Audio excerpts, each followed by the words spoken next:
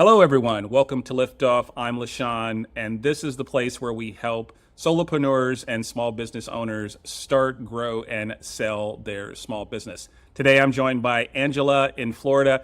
Angela, why don't you tell us about your business and what type of customer that you serve? Yeah. So this past year, 2023, I launched a podcast called Empower Her Money. And the whole brand behind it is really to inspire women to get out and get help and help them grow their businesses and teaching them about money. That's great. And is there a certain stage or certain life segment that you're focused on? Maybe parents or, folks who are early career, people who are starting their own business. Where do you kind of anchor yourself? Yep. I'm in the startup phase most times with solopreneurs, female entrepreneurs that perhaps left the corporate America, want to start their own business, but they're not quite sure how to do it. I help them with a step-by-step plan so that we can launch successfully and be profitable in your first year. I love that. I want to come back to profitability, but one of the things that I've noticed, I'm a boomerang, so I've been in corporate America, started a business, went back. And so going back and forth, I try to unlearn bad habits. Sometimes when you're in a large bureaucratic organization, you kind of pick up some of those bad habits. What are some of the challenges related to money that you help your folks either unlearn or some new habits that you help folks form? So the first thing is when you go from corporate to your own business, when you're in corporate, you're not used to looking at a P&L statement or any financial statements necessarily on how the business is doing. So I think it's very important from day one to set those accounts up and to get into a weekly habit to check your numbers, because if you're going to go in business for yourself, of course we want to be solopreneurs, have that kind of freedom. But if you're not making money at the end of the day, then that's not going to be the right place for you. So always checking your numbers from the day one, getting the account set up correctly and learning how to properly read P&L statements, profit and loss statements, so that you can be profitable in your first year. So I'll break this up, my next question, into two. How often are you seeing your clients create a pro forma or some type of pre-planning spreadsheet? And then how often is it even closely or remotely accurate? Yeah, I would say almost 0%. Most people leave corporate America thinking that they can do it on their own. One, not everyone's meant to be an entrepreneur. Sometimes people are better off working for corporations, and they have to be okay with that. But very rarely do I see people start off with pro formas or knowing the numbers before they launch, unless they're getting into a franchise opportunity, which is giving them an Excel spreadsheet with the pro forma. But most times they still don't understand what it is, so they don't even know the numbers before they start. Yeah. Now, you've built and exited multiple companies. And so what do you feel is, maybe one or two of the patterns that you've seen throughout your own personal journey that you've now taken to the services that you offer? So first off is not spending money on things that you don't need yet. So figure out where your focus is. What is your first product? What is your first service? And how do you become profitable with that one thing? How do you execute a plan that's going to make you look like the expert in that one service? So I highly recommend that if you're going to launch a business, you start with one thing, because when you try to go too wide, meaning too many services or too many products to start, it's very hard to track your numbers and your profitability. So when you focus on just that one thing first, it's much easier to add to that than to subtract from multiple things. So focus on that one thing first, become profitable, know what that product and services is, and know that there's an actual buyer for that, because you might think it's an incredible service or an incredible product, but until you know that there's real buyers out there, you don't want to add on to that business. So keep it simple with one thing first. Yeah. I like to say one product, one channel, one process, and then, figure out how you expand from there. Your point on market validation is an important one. And if you want to maybe give a real world example of a certain industry or someone you've helped coach in the past, but, certain businesses, it seems like they can get off the ground very quickly. Others, it takes a longer lead. And then others, as they say, sometimes it's just the sandwich isn't a good sandwich. And it's just like, it's not going to be a great business. You don't have a market. And that tricky part is you don't always know if it's going to be continuing to validate the market, or if you really just are choosing a product or service that's maybe not the right time or right fit. How do you help folks navigate that timing piece and maybe tie that back to your point on how do you get profitable within the same year? So a real world example, I had someone who was leaving corporate America, was a financial advisor and wanted to get into financial coaching. Well, she wanted to become a coach, a speaker, an author, all at the same time. But the thing is, not all of those can correlate together to be profitable. So one, if you're thinking about writing a book, it's a great way to build credibility and it's a great way to tell your story and to teach other people, but it's not a great way to be profitable. It's just something that helps you get into the marketplace. Becoming a speaker, it takes work, it takes practice, and you really have to utilize your speaking ability and your skills to captivate an audience. So launching with that right away may not always be the most profitable either, because if people don't see that you have a track record of being successful as a speaker, they may not hire you, they may not spend more money to hire you. You might be getting to free events and giving your services for free. And again, that's not profitable. So figuring out, what of those services that you want to do first, what does that business plan look like? What are you going to charge for it? And if you think about what you're charging, I always say double that, because then it leaves some room for negotiation, because especially as women, we tend to undervalue our services. So think about that first product that we're going to do. Let's bring that price a little bit higher and then figure out how do we build credibility so that people come to you knowing that you're the market expert at what you're teaching, so that we can help you create income right away. That's great. When you are helping folks navigate this, you become an extension of their team. Do you end up working with other members of, let's say there's a solopreneur. Let's use the example that you just gave. They might need other types of coaches. Do you find yourself kind of integrating or connecting with others, or is that, maybe a bit more opaque and you don't get visibility into that? Yeah, it depends. So if they're not brand new, then typically we can add some team members to the coaching team. For example, a tax strategist. I'm not a CPA. I know a lot about IRS rules, but I want to make sure that my client is reviewing their numbers and taking advantage of all the IRS codes that are available. We might bring in a tax strategist. If we need marketing or online help, if they've got a webinar or something that they're selling that's more of an online product, then I do want to bring a brand strategist in so that we can look at colors and logos and websites, someone who's, that's their main focus. So it depends on the type of business. I definitely, will bring in other experts, because I know I don't know everything about everything. I know where my lane is, and I never want to exclude other professionals from helping a client who could really take them to the next level in conjunction with the plan that we've already executed. That makes a ton of sense. For folks who maybe haven't started their journey, so they're not quite ready to hire someone like yourself, where do you recommend people think about their personal financial wellness? Like, should they get out of debt? Are there 2 or 3 milestones that you think help set people up for success? And I know, that answer largely depends, right? Some people have family responsibilities, some people are caregivers, and so it's a wide range. But what are some of the things that you like to advise folks to kind of take care of personally before they kind of kick off their entrepreneurial journey? First thing I say is invest in yourself. There's so much free education. There's podcasts, there's YouTube. I love YouTube. I am a constant student. I will be forever a student. So first thing is to invest in your own education. If you're thinking about launching a business, really get to know the business, get to know trends, get to know what's popular right now. And maybe that's something that you can start with right away, but take the time to invest in yourself. Number 2 is make it part-time. Stay with your corporate job and do, you hear this all the time about nights and weekends, but be intentional with your time. So if you're learning about something, you're going to launch it, but do it part-time. Again, going back, is there a real buyer and a real market for this? Because you don't want to leave your corporate job to go launch something, spend all this time and money, and then you have responsibilities and it doesn't become profitable. And so those are the first 2 things I always say to recommend first. And then 3 is to don't be afraid to ask for help. Seek out someone who's already in that field.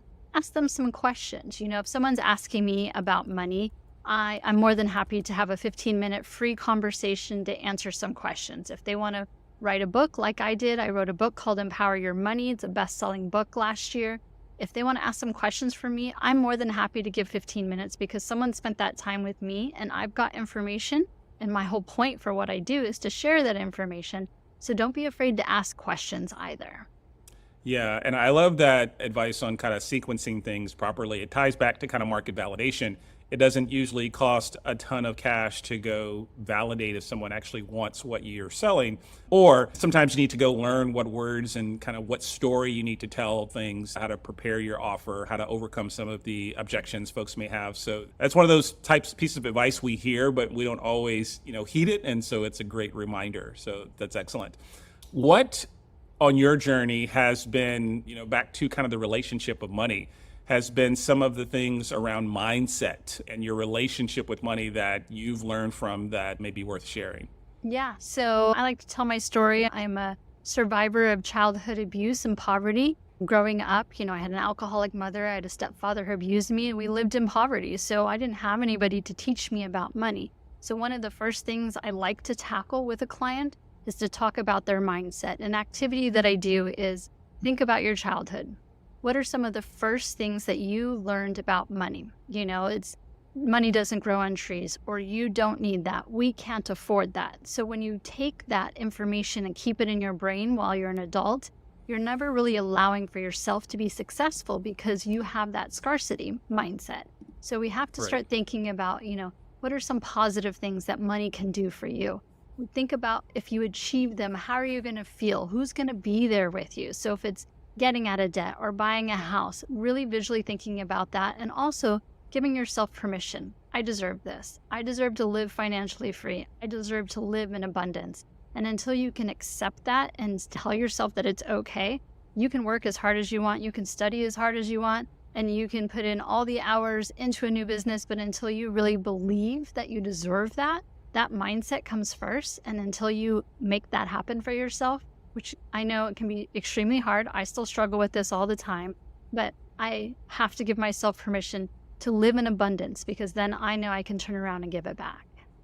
That's fantastic advice. Now, you're hitting on some points on some things I've read in the past. There's a great book. Well, I'll call it a great book because it's very simple to read, called The Psychology of Money. And I love those types of books because they are so easy to digest. What's one book on, financial wellness that you would recommend that folks read as they are starting to invest in this muscle? Well, besides my own Empower Your Money, the book that I'm reading right now is called Wealth Habits, and it's by Candy Valentino. And what I love about her is being the money person, being a process person, she breaks it down step by step. But in the very beginning of her book, she talks about mindset. So until you get your mindset right, she can give you all of these steps about investing, about retirement planning. You're not going to execute them properly until you get your mindset right. So Candy Valentino did an amazing job with a step-by-step book, so I would highly recommend that one. Excellent. Thanks for that recommendation. We'll make sure we put that in the notes. Now, for folks who are starting a business, sometimes they will do a service business, consulting, coaching, otherwise. Other folks may acquire a business. Here in the US, we have SBA loans and other types of ways to acquire an existing business. And so there are many different ways, outside of kind of the VC-backed startup world where a small business owner can kind of get started. How do you help folks navigate which option might be best for their background, skill set? We can romanticize things, right? We think we should go left, and maybe, you can look at someone's situation and, giving them some advice like, well, you might also want to consider going right, for these reasons, that are kind of customized to your scenario. How do you help people kind of navigate that forks in the road? I love this question, and it really does come down to the individual person. But here's the thing. We are in an era where it's going to be the largest transfer of wealth that we have seen because there's so many people that are retiring, that have grown businesses, but their children just don't want to take it over. So thinking about doing a creative financing deal with an existing owner allows you, one, you don't have to reinvent the wheel. You're not starting from scratch. You're already getting into a business that maybe is already profitable, that you can use your own skill set to make some tweaks to make it that much better. And if you go into it, the creative financing deal with the seller, meaning working out some type of loan option with them, but also maybe leaving them a little piece of the business so that they will continue to generate leads for you and be part of the business and answer questions. So for example, if you buy an existing business, maybe you leave 10% with the current owner. You don't give them any financial rights, no voting rights, anything like that. But what that does is it still ties them to the business, because if they put their heart and soul into it for many years, they're going to want to make sure that the clients are still taken care of. They're going to want to refer you business because they still own a piece of that profit. Plus, if you do seller financing, you're not going through an SBA to get the loans. You're not doing all the documentation, but really it's a partnership, and it's a great way to transfer existing businesses and to take something over without having to start over. But, that's going to be for a certain type of person. If another person doesn't find a company in which they can just purchase, then they're going to be starting from scratch. And again, just taking it very simple and not going big to start, because when you go big, you can lose big. So let's start it with a good plan, execute it, and take it step by step in little steps so that you can build it properly for the longer term. And hopefully you'll be profitable longer term because you're not taking huge risks to start with. That makes a ton of sense. And for people who are looking for, some people call it deal flow, for the actual leads for a business they may buy, there are obviously marketplaces, Biz Buy Sell, Quiet Light, Acquire.com. Do you connect your clients with brokers, or how do you help folks discover something they may acquire? Or is that something that you partner with someone to do that part of the journey? Yeah, I partner with, it depends, like if they're looking for a franchise, we've got some amazing franchise people that can help determine what kind of company will be best for them. There is Biz Buy, there's a lot of websites that you can go to, but you don't really know a lot about the businesses or the people. And so there are brokers in my area, and I'm sure they're in most areas, that will help connect buyers and sellers together so that you can get a real feel for the business and the numbers before you purchase it. But really it comes down to a needs analysis. Let's sit down first. Let's talk about what kind of business you think you would be great at. What do you know? And what do people ask you questions about? So that you can understand what you are an expert in, what your skill set is, because you're going to need to hire out what you're not. If you're not a CEO, if you're not great at marketing, then it's going to be very difficult to launch a brand new business, because those are so important roles when you first start. You can hire out books, you can hire out admin, there's many things that you can hire out, but the visionary piece of it, the CEO role, needs to be you. So again, we just go back to figure out what kind of business is going to be right for you so that we can fit you in the right place so that we're not setting you up for failure to start. Excellent. That's great advice. I want to switch to some points to maybe inspire some folks, but I'd love to hear, what's the big dream for your business? So right now I'm 100% focused on podcast growth. I want to be able to teach more people about money. I want to reach more female entrepreneurs and entrepreneurs so that we can make sure that your business is profitable, because otherwise you might as well just go get a job. So podcast for me is a great platform. It reaches internationally, and I want to be able to, share other stories, bring other people on so that we can teach more people about how to be financially free, especially here in the US. We've got a credit card problem, we've got student loan problems, and these are such easy things to tackle if we really focused on it. And it comes down to education and giving that information to people in a way in which they're going to receive it. But also, if I can give it in a free platform, then we're just going to be able to reach more people. That's great. That's great. As you articulate that big dream, do you put numbers on those? Like, I want to, empower X number, or how do you hold yourself accountable? It's really hard when you're in the podcasting world, but there are some independent websites like listennotes.com that rank podcasts and let you know what your reach is like. So my goal is to be top 1%. I would love to accomplish that in 2024. I'm currently top 5% in the podcasting world. And I've also helped quite a few people launch their own podcast. But if I know I'm in top 1% in the world, then it's got to be doing something, because if people are listening to it, then it's changing lives. And that's what I hope for. I love that.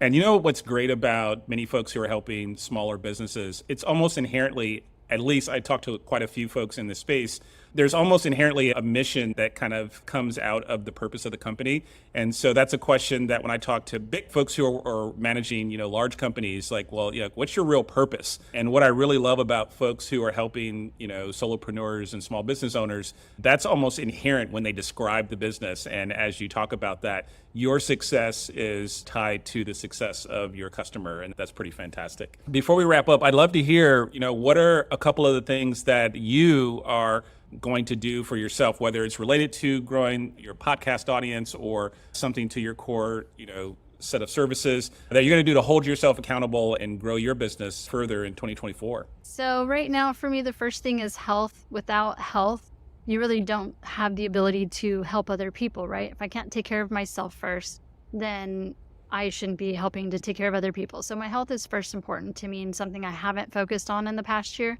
Very easy for solopreneurs and entrepreneurs to put their health on the back burner while they're growing their business. That's not a focus for me anymore going forward. So I want to teach other people how to make sure that their health and mindset is good first before they, expand their business. And if I'm not doing that myself, then I don't feel I'm being authentic. So that's number one. We talked about the podcast and reaching more people with that. I'm also highly leveraged in real estate investing. We're going through some very interesting times when it comes to commercial real estate. So I'm keeping my eye on the ball because I know there's going to be some great opportunities in this next 12 to 18 months. And I want to just make sure that I'm a market expert. And if anyone else, wants to learn about that or get involved, it's something that I do help other people, but I'm really focused on my own portfolio. Again, becoming the expert first before I offer help to anybody else. So health, podcast, and real estate investing, those are my top three, and they have been for the past few months. And that's definitely where I'm holding myself accountable. Yeah, get ready, stay ready. I love that. And those can all kind of feed on each other. And so as you keep learning lessons from one, they can support the other. This is fantastic. So number one, I love your mission. I want to make sure we promote the book and your podcast. And so I'll make sure we get those links. But why don't you shout out some of the places people can find you? Yeah, absolutely. So Empower Your Money is the name of the book. It's on Amazon right now. The Kindle version is free. And I did that for New Year's as people are starting to really take control of their finances. I'm giving it to you for free. So you've got to put in the action, but it's right there for you. My podcast is Empower Her Money, and you can find me on LinkedIn, Instagram, TikTok, all under the same Empower Her Money. Fantastic. Well, this is a great conversation. It's a good kickoff to 2024. Make sure we have the right hygiene and discipline. I love the mission. I love your energy, and best of luck as you continue to grow your audience. Thank you so much for your time today. Take care, Angela.